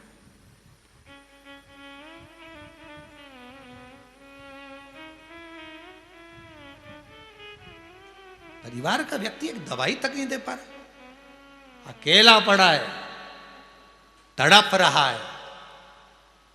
घर के लोग फोन पर बात करने का बोले तो आईसीयू वाले बोल देते हैं आईसीयू के अंदर फोन नहीं चालू रहेगा, बंद करो, वीडियो कॉलिंग नहीं होना, बंद करो, वेंटिलेटर पर नहीं। फिर भी किसी सिस्टर को डॉक्टर को दया आ गई, कहा कर लेने दो, इसके जीवन का कोई ठिकाना नहीं। फिर मन से बात करते करते भी उसकी आंख से आंसू बह रहा है, वेंटिलेटर पर पड़ा है, आईसीयू में पड़ा है, नैनों से जल बह रहा है। उसके नैनों के जल बहने का एक कारण है कि वो तुमसे मिलने के लिए तड़प रहा है, तरस रहा है तुमसे मिलने के लिए, कि मेरे बेटे, मेरी बेटी, मेरी बहू, मेरे परिवार, मेरा कुटुंब, मेरा कबीला, मेरे पत्नी, मेरे बच्चे, ये एक बार मुझसे आकर एक बार तो मिले।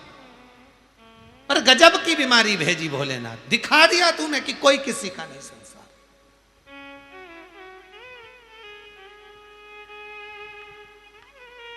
कोई किसी का।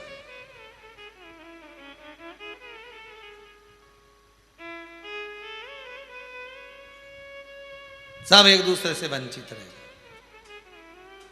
और आगे भी कोई ठिकाना नहीं। शिव महापुराण की कथा कहती है संसार सागर में किसी का ठिकाना नहीं, कब किसको किस समय प्राणों को त्यागना पड़े। मैं बांगड़ परिवार को, जो सिडनी में ऑस्ट्रेलिया से इस शिव महापुराण के मुख्य यजमान है श्री रामेश्वर लाल जी, और इनकी धर्म पत्नी, इनके पुत्र, इनकी पुत्र वधू, इनके पोते पोती, सबको धन्यवाद देता हूं, सबको, कि आपने इंडिया के कल्चर को, आपने इस भारत के कल्चर को, इस भारत माता को गौरवान्वित करा है, वहां रहकर भी शिव महापुराण की कथा करवाकर।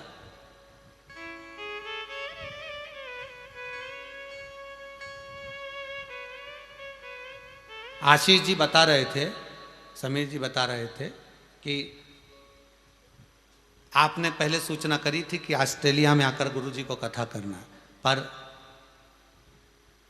हमने मना कर दिया था कि हमारे पास में समय नहीं, जाना आना और इतना समय वहाँ कथा वाचना। तो आपने फिर, हमें सूचना मिली कि आपने फिर खबर करी कि कुछ नहीं तो ऑनलाइन तो करो, और बाबा बुलाए तो फिर अगले साल का तारीख दो। पर आप अपना भाव, अपना संस्कार तो नहीं भूले। आज कम से कम आपने, श्री रामेश्वर लाल जी धन्यवाद देता हूँ, 7 पीढ़ी नहीं 71 पीढ़ी को तार दिया। उज्जैन नगरी में ऋण मुक्तेश्वर मंदिर के दरवाजे पर शिव महापुराण का सबसे बड़ा लेख लिखा है कि शंकर की कथा, शिव महापुराण की कथा, शंकर के मंदिर में दिया गया दान, शंकर का अनुमोदन, शंकर का स्मरण ऋण मुक्तेश्वर मंदिर में उज्जैन नगरी में लिखा है कि वो 7 पीढ़ी नहीं 71 पीढ़ी तार देता है। और आप अगर कथा को करवाए हो, आप अगर कथा को श्रवण कर रहे हो तो 71 पीढ़ी तार दिया आपने। ना जाने कितनी पीढ़ियां कहां कहां पड़ी होगी, सब आपने तार ली, सब आपने पार लगा।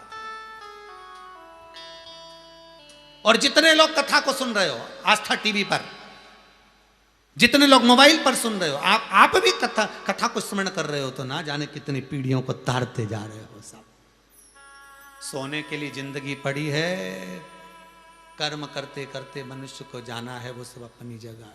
कब प्राण छूट जाए, जीवन का क्या भरोसा, क्या भरोसा।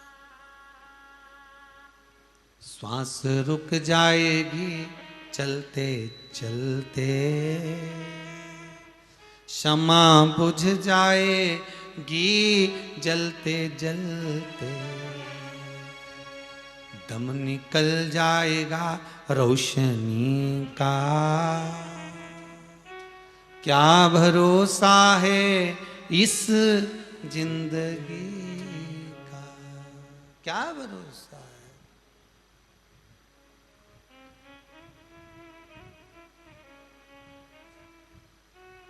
दीनानाथ जी एक लाइन, एक है साथी गंग के, साथी है मित्र गंग के, जल बिंदु पान तक, अर्धांगनी बढ़ेगी तो केवल मकान तक,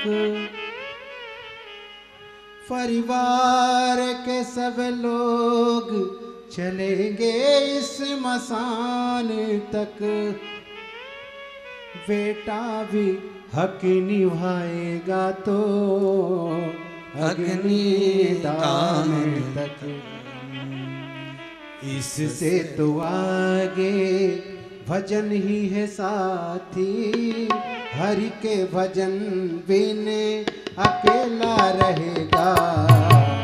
इससे तो आगे भजन ही है साथी, हरि के भजन अकेला रहेगा। अरे मन ये 2 दिन का मेला रहेगा, कायम ये जगह का झमेला रहेगा। अरे मन ये 2 दिन का मेला रहेगा, कायम ये जगह का झमेला रहेगा।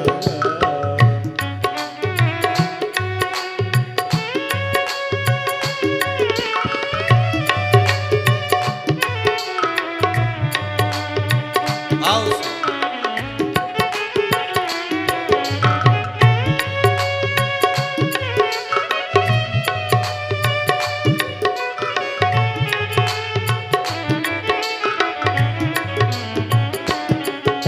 साथी है मित्र गंग के जल बिंदु पानी तक। साथी है मित्र गंग के जल बिंदु पानी तक। अर्धांगनी बढ़ेगी केवल मकान तक। अर्धांगिनी बढ़ेगी केवल मकान तक।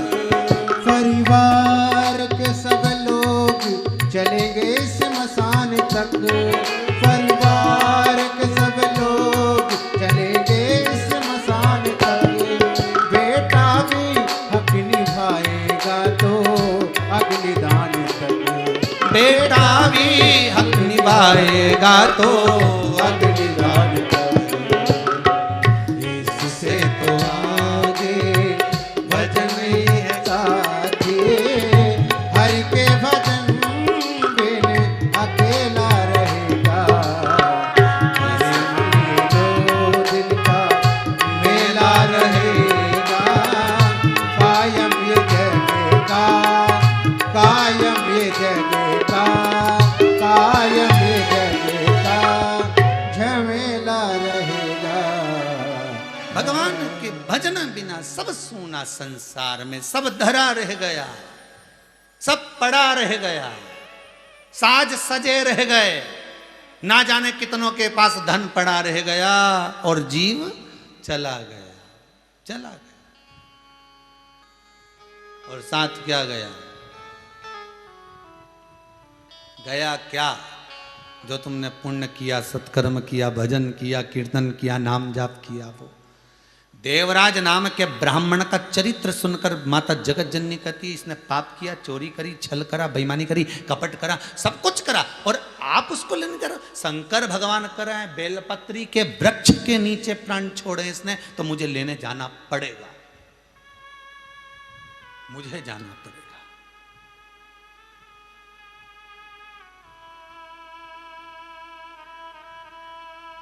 क्या सुंदर बात कही है भाई, क्या सुंदर चरित्र कहा स्कंद पुराण में, कितना सुंदर चरित्र कहा लिंग पुराण में और शिव महापुराण में। किसी के प्राण छूट रहे हैं, आपको लग रहा है कि इसका स्वास्थ्य ठीक नहीं है, अब ये जाएगा, महसूस हो गया, तो प्रयास करना, प्रयास करना।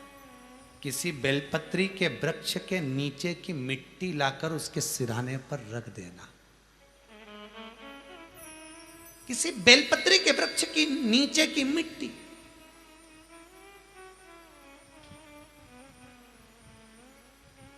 तो पूछा बेलपत्री के वृक्ष के नीचे की मट्टी में ऐसा क्या है कि मरने वाले व्यक्ति के सिराने की ओर रख दिया जाए तो उसको स्वयं शंकर नंदी पर बिठाकर कैलाश लेकर जाते हैं, वो तड़पता नहीं, उसके प्राण यूं ही छूट जाते हैं, ना उसको तड़फन होगी ना उसको घुटन होगी, वो ऐसे प्राण छोड़कर जाएगा जैसे भगवान उसको हथेली पर लेकर जा रहा है। नहीं तो गरुड़ पुराण में उल्टा लिखा है। गरुड़ पुराण में क्या लिखा है कि जब किसी के प्राण छूटते हैं, हजारों बिच्छू डंक मारे, इतनी तकलीफ होती है। अब इतनी तकलीफ होगी तो व्यक्ति रोएगा, चिल्लाएगा, तड़पेगा, आंखें फट जाएंगी, नासिका से रक्त निकलने लगेगा, कानों से सुन नहीं पाएगा, तड़पेगा प्राणों को त्यागने के लिए। गरुड़ पुराण कहती है, शिव महापुराण कथा कहती है मात्र बेलपत्री के वृक्ष के नीचे की मिट्टी ही लाकर रख दी तो लिंग पुराण कहती है उस मिट्टी में, उस मिट्टी के एक एक कण में 12 ज्योतिर्लिंग निवास करते हैं। ना जाने कितने उपलिंग निवास करते हैं। गंगा, नर्मदा, सरयू, क्षिप्रा, सारी नदियां निवास करती है।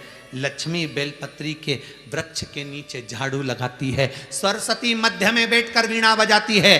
पार्वती मैया वृक्ष बेलपत्री के एक एक पत्ते के एक एक डाली के अंदर निवास करती है। उस बेलपत्री के वृक्ष की मात्र मिट्टी ही उस प्राण छोड़ने वाले जीव को परमात्मा से मिलन करवा देती है, भले वो पापी कितना भी हो, कितना भी पाप कर्म उसने करा तो भी उसको सुख का भान करा देती, ये आनंद की अनुभूति करा देती।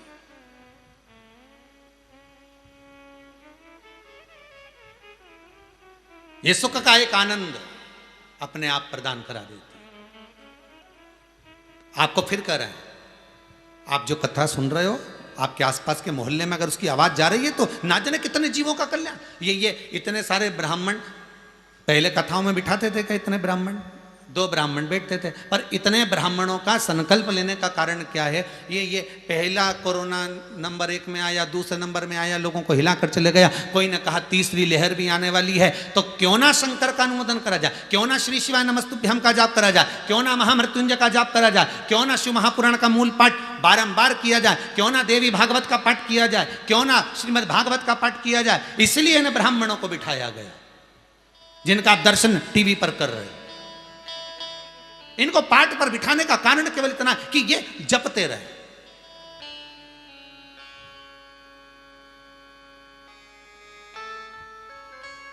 और जो यजमान कथा करवा रहा है, जो यजमान परिवार इस शिव महापुराण की कथा करवा रहा है, उस यजमान परिवार को भी इसका फल प्राप्त हो। और ये केवल एक अकेले यजमान के लिए इतने ब्राह्मण नहीं बिठाए गए, ये ब्राह्मण जितने जीव इस मृत्यु लोक से चले गए हैं, तड़प तड़प कर इस कोरोना महामारी के अंतर्गत अभिलाषाएं लेकर गए, उन जीवों के लिए कि उनको भी इसका भाग मिल जाए, उसको भी मिले।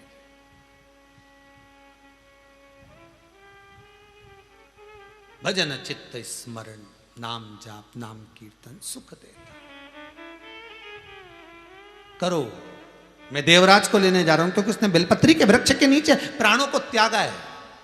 पहले की कथा में एक बार और कहा था, अगर बेलपत्री का फल मिल जाए, उसका एक जरा सा अंश भी हमारे उदर में है, 7 दिन तक, 8 दिन तक, 11 दिन तक वो बेलपत्री का फल हमारे उदर में पड़ा रहता है, और उस बीच में भी हमारे प्राण छूट गए तो हमें भगवान शंकर का ही धाम मिलता। इतना फल है महाराज।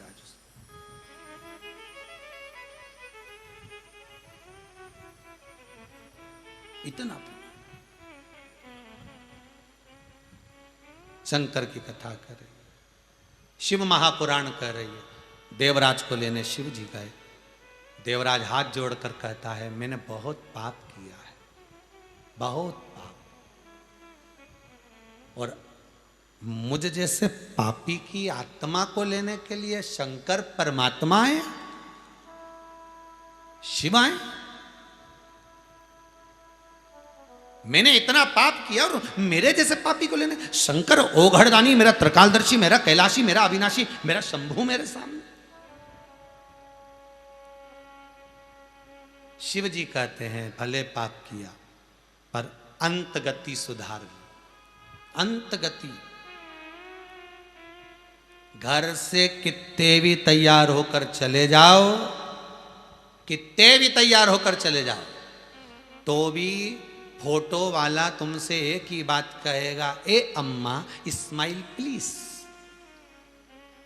जब तुम इतनी तैयार होके गई, पाउडर माउडर लगा के, क्रीम मिरीम, लाइन खींच के, डब्बा भर के, धागे से ऐसा ऐसा करके पूरी तैयारी कर कुरा के, जब तुम इतनी जोरदार बढ़िया पिन मिन लगा के सब साड़ी वाड़ी का झमाझुम हो के जब गई और कुर्सी पे बैठी, और बैठने के बाद इतना तैयार होके गई थी, ऐसी की गाड़ी में गई थी कि बस उतरते से फोटो खिंचवा के जाऊंगी, तो भी फोटो वाला फोटो खींचने से पहले बोला प्लीज स्माइल, प्लीज थोड़ा सा मुस्कुराइए, थोड़ा हंसिए, मुस्कुराइए, क्योंकि उसको क्रीम से मतलब नहीं है, उसको पाउडर से मतलब नहीं है, तुम्हारे साड़ी के पल्लू से मतलब नहीं है उसको। वो तो बाद में कंप्यूटर से फिट कर देगा कैसा पल्लू लगाना, वो कलर भी चेंज कर देगा, पर मुस्कुराहट कहां से लाएगा? उसको तो स्माइल से मतलब है। ये सब श्रृंगार सब फीका है स्माइल के आगे।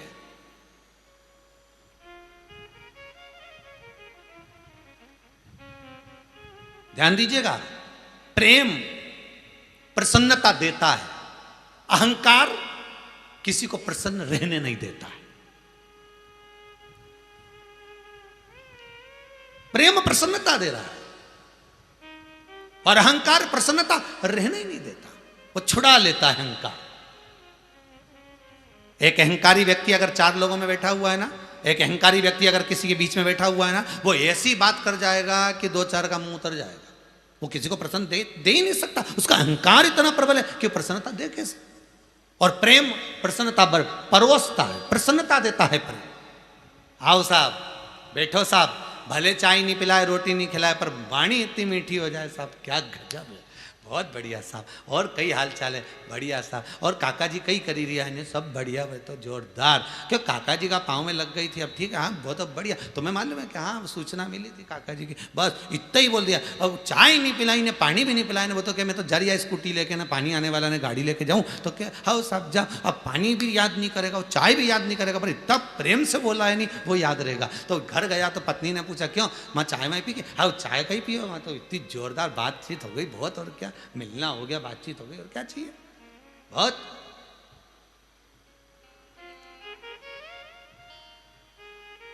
क्या करना, प्रेम है तो प्रसन्नता दे रहा है, अहंकार है तो प्रसन्नता को भी खींच ले रहा है। दे दो प्रेम।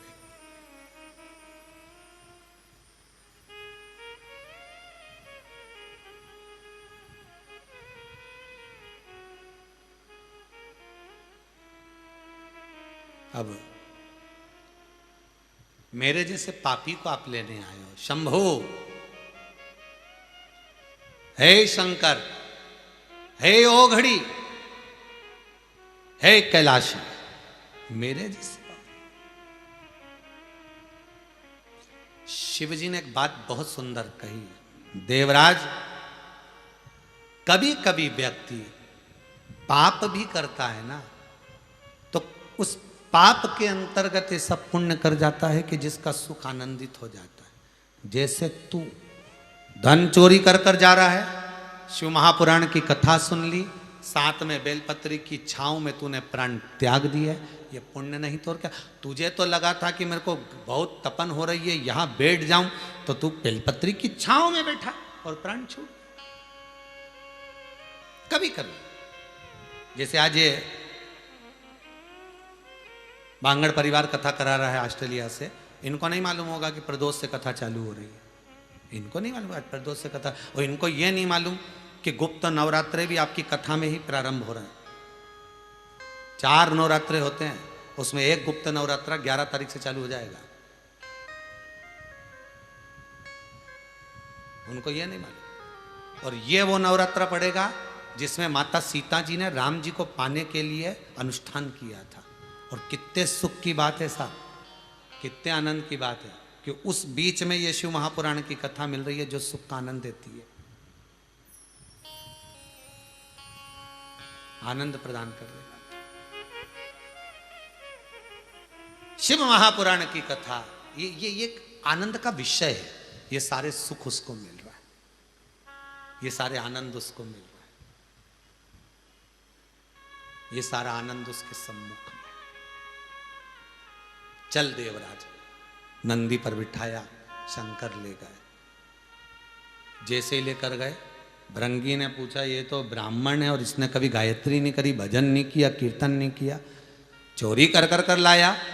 भोलेनाथ इसको लेकर आए। पार्वती जी बोली भृंगी तेरे मुंह से आवाज नहीं निकलना चाहिए, इसने बेलपत्री के वृक्ष के नीचे प्राण छोड़े हैं, इसलिए ये पूरे कैलाश में स्वतंत्र होकर रहेगा।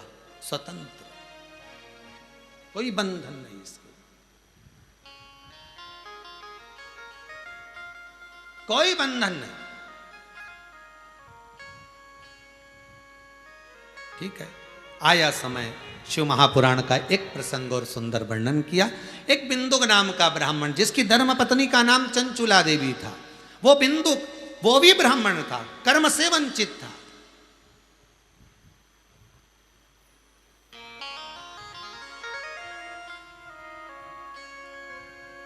पानी में डूब गया, प्राणों को त्याग दिया, मर गया, चोरी का धन भी साथ में डूब गया।